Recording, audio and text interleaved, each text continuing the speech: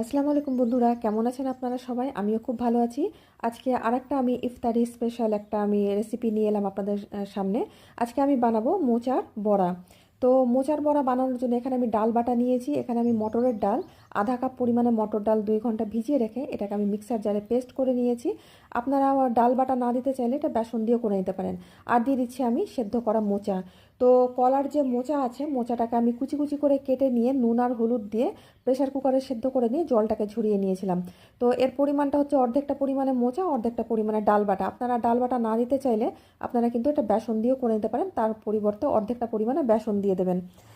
তো এই মোচার বড়াটা খেতে ভীষণই ভালো লাগে, একবার হলো ট্রাই করে দেখবেন। এবার দিয়ে দিচ্ছি আমি মিডিয়াম সাইজের একটা পেঁয়াজ কুচি, আর দিয়ে দিচ্ছি আমি কাঁচা লঙ্কা কুচি। ঝালটা আপনারা আপনাদের পছন্দ মতন দিয়ে দেবেন।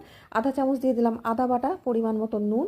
আমি মোচাটা সেদ্ধ করার সময় একটু নুন দিয়েছি, সেই বুঝে নুন দেবেন। দিয়ে দিচ্ছি হলুদ গুঁড়ো, সামান্য একটু জিরে গুঁড়ো, আর দিয়ে দিচ্ছি লাল লঙ্কা গুঁড়ো। তো এর থেকে বেশি আমি আর কিছু দেবো না। এবার সমস্ত উপকরণ খুব ভালো করে আমি মিশিয়ে নেব। তো এর মধ্যে কোনো বেকিং পাউডার বা বেকিং সোডা আমি কিছুই দেবো না, এটা এমনি খেতে ভীষণই ভালো হয়, মুচমুচে হয়ে যায়। তো সমস্ত মিশিয়ে নিলাম উপকরণগুলো, মিশিয়ে নেবার বড়াগুলো আমি ভেজে নেবো। এখানে কড়াই গরম করে তেল গরম করে নিয়েছি। এবার ওই মিশ্রণ থেকে, ডাল বাটার মিশ্রণ থেকে আমি এক এক চামচ করে নিয়ে দেখুন বড়ার আকারে এইভাবে দিয়ে দিচ্ছি। একটু চামচ দিয়ে একটু চেপে চেপে দিচ্ছি বড়ার মতন করে। তো এক খোলাতে আমার যে কটা ধরবে সেই কটা আমি বড়াই প্রথমে আমি দিয়ে দিলাম। দিয়ে গ্যাসটাকে মিডিয়াম ফ্লেমে রেখেছি। আমি যে কোনো জিনিস ভাজার সময় গ্যাসটাকে মিডিয়াম ফ্লেমে রেখেই ভাজি।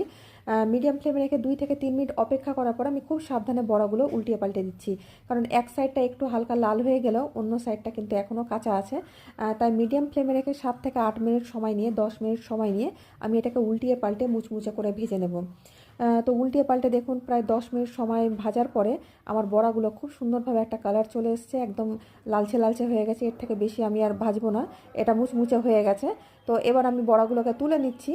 তো এই খোলাটা আমার ভাজা হয়ে গেছে, আমি তুলে একটা প্লেটে রেখে বাকি যে আমার মিশ্রণটা আছে সেই মিশ্রণ থেকে বাকি বড়াগুলো আমি ভেজে নেব।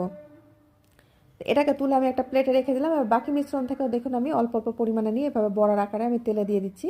এবার এই বড়াগুলোকে আমি 8 থেকে 10 মিনিট সময় নিয়ে উল্টিয়ে পাল্টে গ্যাসটাকে মিডিয়াম ফ্লেমে রেখে আমি এটাকেও আমি লাল লাল করে ভেজে নেব।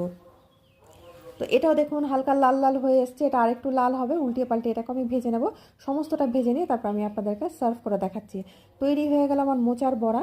আমি আপনাদের একটা বড়া ভেঙে দেখাচ্ছি যে এটা উপর থেকে কতটা ক্রিস্পি হয়েছে আর ভেতর থেকে কতটা নরম সফট। খেতে কিন্তু অসাধারণ টেস্টি হয়। আপনারা এটা মানে সসের সাথেও পরিবেশন করতে পারেন, মুড়ি দিয়েও খেতে পারেন, বিকেলে চায়ের সাথে আপনারা স্ন্যাক্স হিসাবেও পরিবেশন করতে পারেন। তো রমজান মাসে আমি আরও চেষ্টা করব অন্যান্য রেসিপি আমি নিয়ে আসার। তো আজকে এই রেসিপিটা আপনাদের কেমন লাগলো অবশ্যই একটা কমেন্ট করে জানাবেন। আপনাদের একটা কমেন্ট কিন্তু আমাদের উৎসাহিত করে সামনে এগিয়ে যাওয়ার জন্য। তো আমি আবার আসবো অন্য কোনো